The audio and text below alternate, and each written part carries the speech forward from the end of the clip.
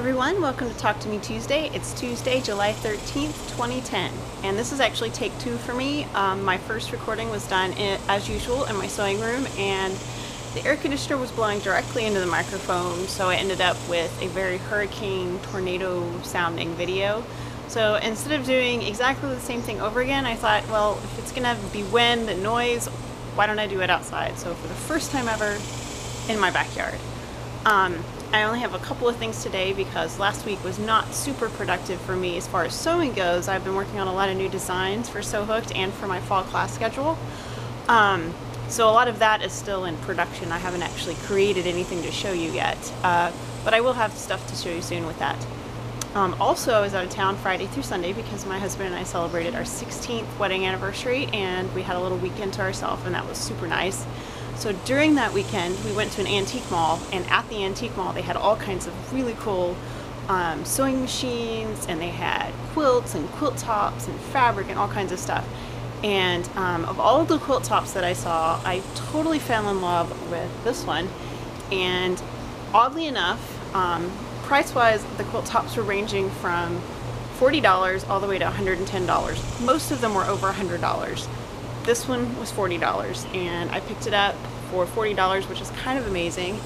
And it's a completed quilt top. It's about twin size. I haven't measured it yet, but you can see it's pretty wide, and it's actually quite long, but you can't see the whole thing here. But anyway, so I'm very excited about that. A really nice little gift for my anniversary weekend. And also, I'm so hot. Hold on, it's really hot out here.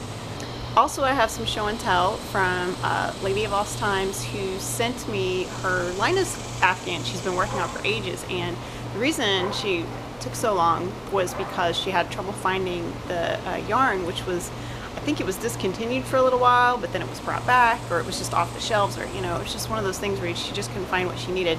So she got the yarn she needed, she finished it up, she sent it to me, and it's huge. It's bed size, which is perfect for a child in a shelter that needs a bed cover.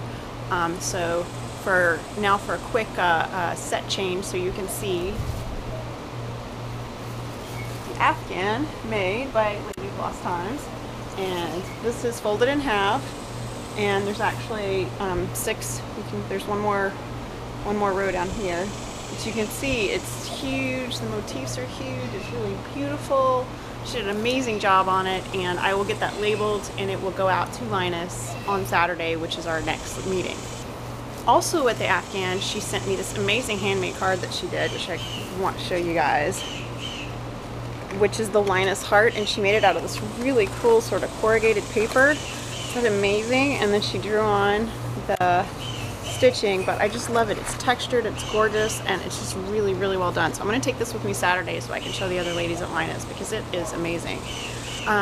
She also sent a fleece panel, which will get turned into a blanket as well. If I have time to do that myself, I will. If not, I'll take it to Linus Saturday, and someone else can pick it up and take it, and they can finish it off so that it can get donated to a child. I mentioned my fall classes and what I'm doing with Sew Hooked and how I'm working on a bunch of new designs. I do have a full lineup coming out in the fall. I'm going to do basically a paper piecing of the month class, so there will be a class in September, a class in October, and a class in November that have three different sort of pseudo-seasonal designs. The first one is a Mariner's Compass, not so seasonal, but very popular with paper piecers. The second one will be an autumn / Halloween project, and the last one will be a Christmas project. And I also have new in my schedule this year, in August and December, I'll be having an unfinished paper piece project class, and what that is for anyone who just wants to come and sew and work on their paper piecing. It is a class. There will be a fee because it's also for people who are stuck on a project and they need help. It'll be less than my usual classes because it'll be whatever you want to work on. So look for those on the Honeybee schedule. I'll also have my intro class, which will be different this time. Instead of the pineapple block, I'm going to do a couple of smaller blocks. So that'll be new as well, but still appropriate for beginners.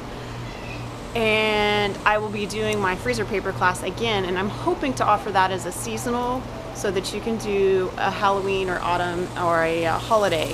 So it just depends on how many stencils I get made before the end of August. So anyway, so very full schedule, very exciting, lots of new designs coming your way. So if you want to take a class with me and work with one of my patterns, these are the classes to take, because the paper piecing classes that are monthly are going to be, they'll be standalone classes. You only have to, you don't just take the ones you want, but they'll be available, and those will be my designs. So I'm very excited because it's the first time that I'll be teaching my own paper piecing design. So very, very cool.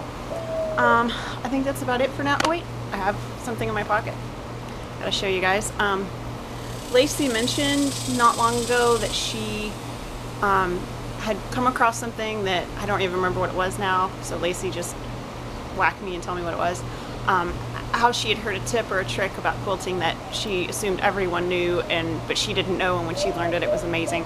So I thought that I would start occasionally showing you little things that might be helpful that you may not know. So if you're a new quilter, or even if you're an old quilter and you just aren't around a lot of quilting people, this might be really helpful.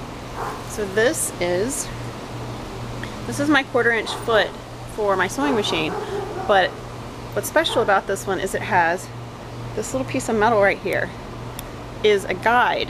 So when you're stitching your, let me see if I can get this so you can see it. You see how it's right here? When you're when you're stitching, you butt your fabric up against this guide and you get a perfect 1/4" seam. So this is a 1/4" foot with a seam guide. They're called different things depending on the manufacturer. This is a baby lock foot, but you can get universal feet. You can, for most sewing machine styles or types, you can find a foot that will go with your machine. And if you're doing a lot of piecing, not paper piecing, but traditional quilt piecing, this is an amazing tool to have, because you sew and you get perfect 1/4" seams every time. I think that's going to be it for me. I'm about to sweat myself to pieces, so I think I'll go inside. You guys have a nice week. Oh, and look for a 5-minute video from me later this week. Shay did a 5-minute cross stitch video, and it's a great idea, so I will link to that. You guys go look at it. And she was inspired by another crafter, and the idea is that you do 5 minutes of real-time crafting to give people that don't know how long it takes to do whatever you do an idea of literally how long and how much effort goes into whatever it is that you do. So I'm going to do that, and I just have to figure out what I'm going to do and when I'm going to do it, and you'll see that video later this week, excuse me, and I will see you guys next week. Bye. I totally forgot to mention that we have a winner in the HP Paper Piecing Complete Your Quilt Top Challenge. So I'm going to put a link, go look at that, check it out. It's completely awesome. And congratulations to HP Fan POA, and thank you to everyone that participated. You guys rock.